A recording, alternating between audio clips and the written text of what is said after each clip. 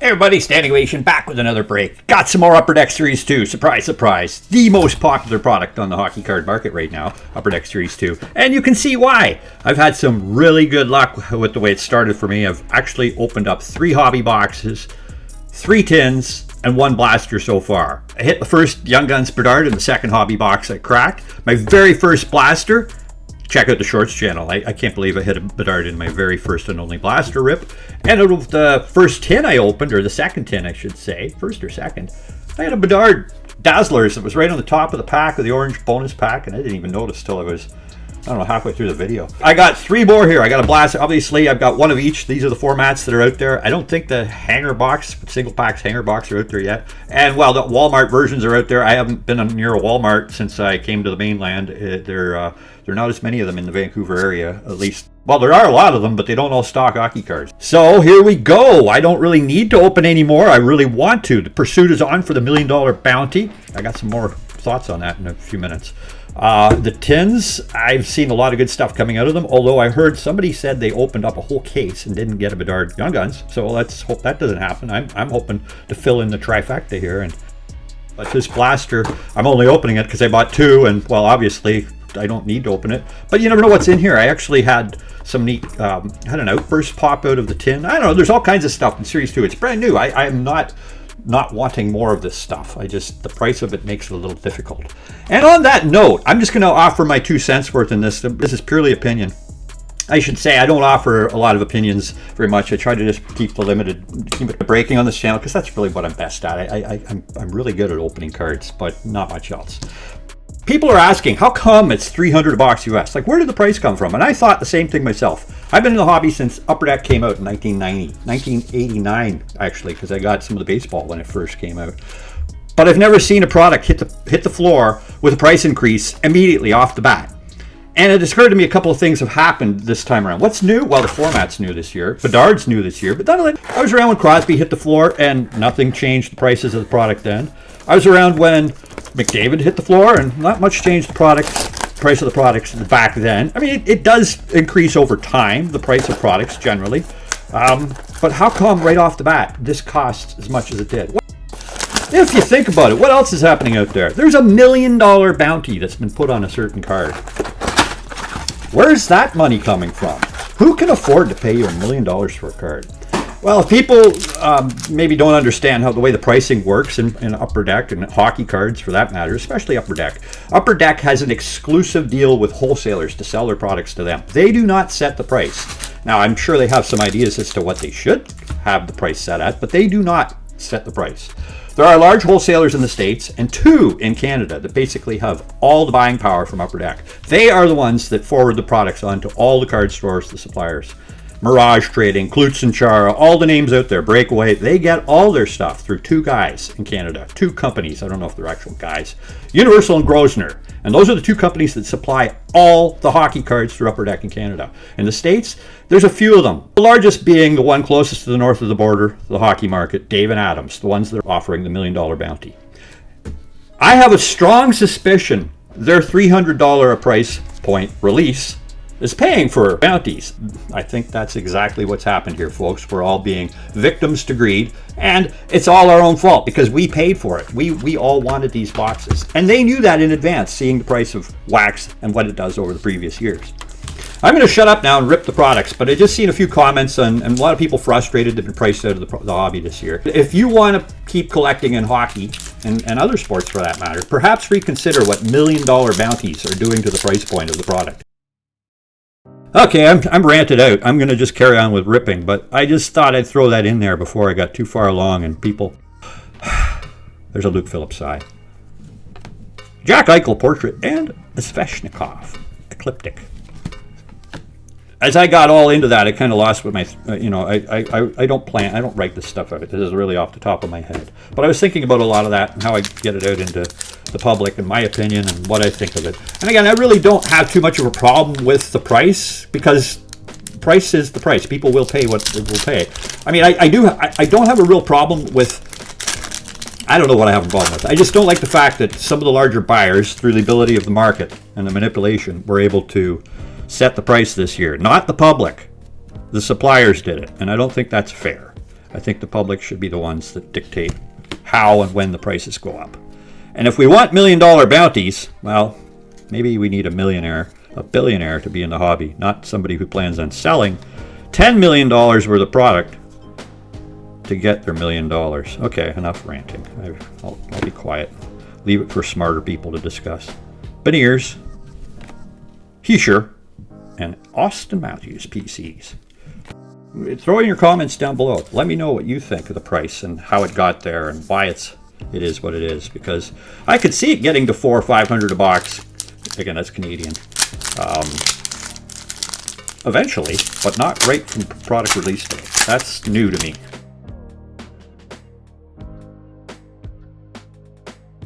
Okay, well, the third pack into this blaster, I got a Thompson, Sealoves, and Sammy and Denoyer. I got 4 inserts in that pack. Well, the Young Guns makes it 4. But out of this second blaster, clearly the first one produced. The second one is just giving you what you probably get at a majority of the blasters. I see the Walmart blasters only have 3 packs in them, although you get the jumbo. There's Kaprizov, Young Guns Canvas, nice hit. Who the heck is Maxine Gwinnett? He's not in Series 1. Senators Young Guns, Maxence Gwinnett. Okay, that's the first time I said his name twice wrong. Backlund. Deep Roots. Alright, well that wasn't the worst blaster, but it wasn't the best blaster. I got 3 Young Guns out of it, so I really can't complain with that. 2 Glossies, Cappy and Beniers. 1 Eichel Portraits, a Dazzler Green Heischer. And your standard insert disbursement with 1 Sparkle version of the Tage Thompson. Pretty good start. I couldn't get any better than the last one. We're going to save the hobby box for last. Let's get into this retail tin. So if you paid $90 at Walmart, that's 90 Canadian or 65 American, good for you, because I never got the chance, but I heard a lot of the Walmarts didn't even get theirs, or they haven't showed up yet. So the best price of these could be at the retailers. I don't know, because the hobby shop, I ended up paying a little bit more than Walmart prices through my local card shop. Another Sealos, well, okay, double up on a Young Guns of a Canucks goalie. I don't know if that guy's popular. Matt Murray Canvas and an Austin Matthews PCs. It's cool, I got the black of that already. We got 2 Sealos. It's this guy, I mean, Demko's got the job for the next few years in Vancouver, so I'm not quite sure what that guy will do for them. Oh. Somebody saw that before I did. I got a gold Bedard. Bedard. That's cool. Bedard sighting. I don't know what the current value of these are. I'll try to get my editing skills up to par and put a little price of current sale price. There we go. So let's keep going. Waltteri Morella. Okay, this is a multiple player. I've got 3 of him out of the limited amount I've opened, which is, I'd like to think Waltteri Morella will be a high-end value card, but pulling 3 of these so far, and I have a feeling he's one of those guys that you'll be able to buy him in bulk. Okay, I got a sparkly after this foil. I got a Durando Glossy with a sparkle Johnny Gaudreau and a Portraits Clayton Keller. Actually, I've seen that one before with the little moonbeam badge there. I do like these portrait sets. I was watching the thing with Billy Celio from Upper Deck on it saying next year's portraits do not look anything like this year's. Sounded like he was a little disappointed by it too. It took a while for me to appreciate them, but I like this year's portraits probably more than ever. Well, more than any other year. Dmitry Voronkov. Somebody left a comment when I pulled this guy previously that Tage Thompson portraits. Voronkov is one to keep an eye on. Here's the Bruiser Delorier.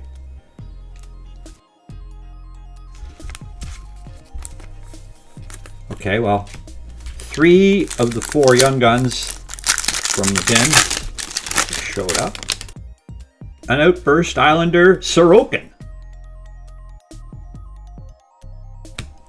What else did I have in this pack? Owen Beck and Gustafson. The Sorokin Outburst. That would be a cool set to try to build, the Outburst set complete from the inaugural edition of Outbursts. Saw somebody asking $2,500 for the Bedard Outburst. I don't know if that's what he's selling for. I've heard the Clear Cut has sold for $5,000, although that payment was not confirmed. I spoke to the person that sold that card. They had not received payment last I'd heard. Coronato, Patera, and Ecliptic Svash.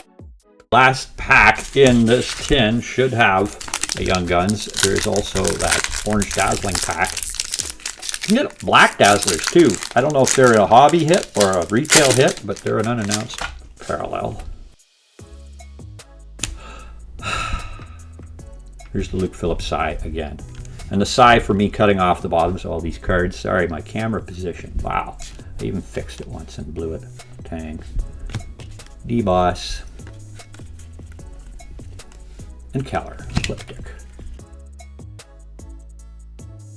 Producing a Bedard, so I can't complain. Do a quick review of the box. One sparkle. One canvas. And a whole bunch of the other stuff. Young Guns, Voronkov, Morella, Silvos, and Luke Phillip. I did get an Outburst. Two of the horseshits. Fun stuff. Well, we have this. I overlooked. What do we got in the orange? Dawson Mercer. Actually, I keep seeing Bedard's usually right on the top when he comes out of these. Kyle Connor and Charlie McAvoy. Okay, well, there's 3 more Dazzlers. And 1 more hobby box. Let the bounty hunt go on. This will be my 4th box out of this case. I don't think I'll hit a Bedard, but Young Guns, that is, but who knows what else might come out of here. I'm really planning on hitting the million dollar golden ticket Outburst just to make me have to go and confront the business that I've accused of collusion or working with others, or I don't know. But I know they know people. They know everybody knows each other at the top, and they can all talk to each other even though they may not admit it. They know each other. Prices are determined somehow. But this year, it wasn't by us. So, again, I've made my point. I'm going to carry on. Hobby box number 4. Hopefully this one's a banger. Hopefully you've had a couple of chances to rip some. My first Ecliptic. Nice guy. Nice card. I love this design. Austin Matthews. Again, just for the Maple Leaf and the fan in me. I like the blue. Got a canvas, a Fleury. It's a cool picture. Who's that taking the shot? Number 19 or 29? Can't quite make that out. It's in Chicago.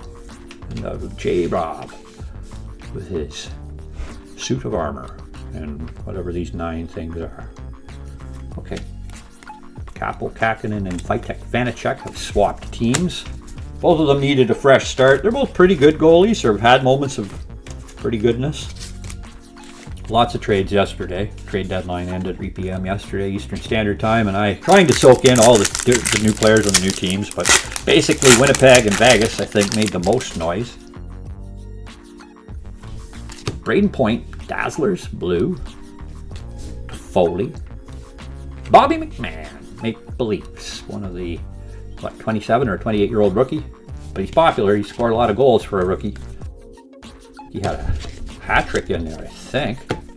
Rookies getting hat trick. I don't know how many have done that. Pack 3. We got Gibby. Instinctive. Deep Roots. Lawson Krause. And a Walker Doer.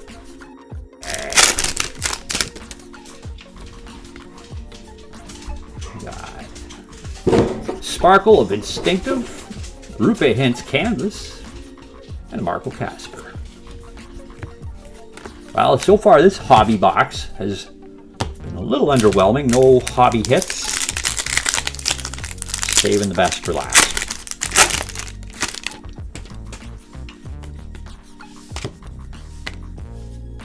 Kapelkeken, Gallagher, and Dewar again. Walker Dewar. Dur. What do you say? What do you know?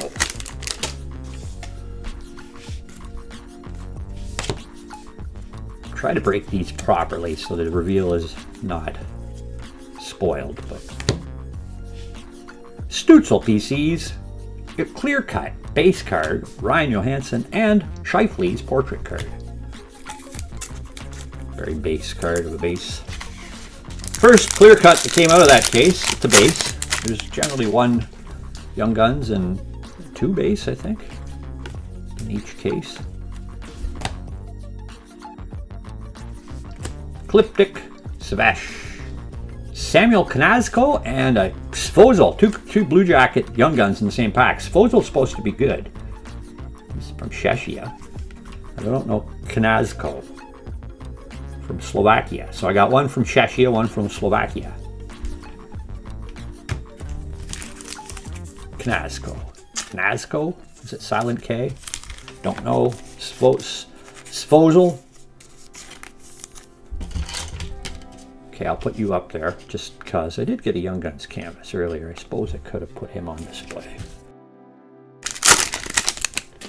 Moving into this last half of the box. Weston Matthews, Deep Roots, Marchand, and a Simon Edvinsson Superstar. I'm going to have some more Upper Deck coming up. I got a couple of more tins to break. I definitely can open up 2 more hobby boxes. Actually, 2 more hobby boxes. I'll probably follow this. There's a highlighter yellow Kuzmenko. These are 1 in 98 packs. So maybe 2 in a case. I did get a highlighter already. It was an orange highlighter. Kuzmenko, who has been traded to Calgary. Tyler Emberson and Samsonov. Emerson Young Guns. Bonus hit for the box. That's cool. Well, I don't know, highlighters didn't get all that much hobby love previously. I know I've had and have some. But I thought they'd have more popularity. Acetate cards are cool. Stutzel. Mark Delgaizo. And Yanni Gourde canvas. Okay, well, I got a couple packs left to go. It's been a fun rip. Not as big results in this one. But I got my first glaring insert, Philip Forsberg, who's just signed with the Panthers. These things are weird, just the eyes. Oops. Foligno, director of the boards, and a Superstar, Peltier. Breaks, you'll either get a glaring or a monster season McDavid glaring. I don't know, some people don't like that kind of, it's a different card. They could have maybe put a little bit more stuff on the back for the limited stuff on the front, the glarings. Last pack, thanks again for watching. If you didn't, please tap the like button. Helps keep this channel going, really does somehow work into the algorithms. Smiling Gallagher there finishing us off with an outburst at the back of this pack. Let's see what it is. What do we got here? To finish it off, we got Newhook. How come he didn't make the Canadians on the checklist? And what, this guy doesn't seem too impressed by it either. PCs, Cale Makar. Leo Carlson Young Guns. That's cool. The best cards coming out at the last. And a Nikolai Ehlers. Look at the look he's given Carlson. Don't steal my thunder. I'm better. Don't steal my thunder. I'm better. Leo Carlson finishing us off with number 2 overall pick. Not a bad way to finish. No $1 million bounty to be cashed in on. And anyway, there you go. Maybe I babbled on a little bit too much and offered too much opinion on it. But again, I just wanted people to know that we can't control the prices clearly anymore. It's all up to the big guys at the top till Upper Deck decides to release their product to the market some other way. And I don't see that happening anytime soon with the record profits they must be making. That was a good hobby box, but not the best hobby box. I'm sure a lot of people would have the same results. Only a few of them have Bedards in them. But Carlson's not a bad one to get. The Kuzmenko and the acetate Ryan Johansson fill in somebody's set out there. I'll put them up on eBay with the outburst dealers. You get a whole lot more base inserts, I call them now. Canvas are fun to try to chase. Some years of canvas have had better photography or better design. I don't know, this year's canvas hasn't won me over yet. I'm not big on the style compared to some of the previous years. The Deep Roots, pretty card, but kind of, again, not much for the theme. Austin Matthews. I mean, they could have made a Deep Roots set that had something to do with like lineages, like parents that played and or uncles that played. Your roots in hockey, where do they come from? Not just a picture of roots. But there you go. Some more breaks to come. Thanks for watching. Keep on collecting.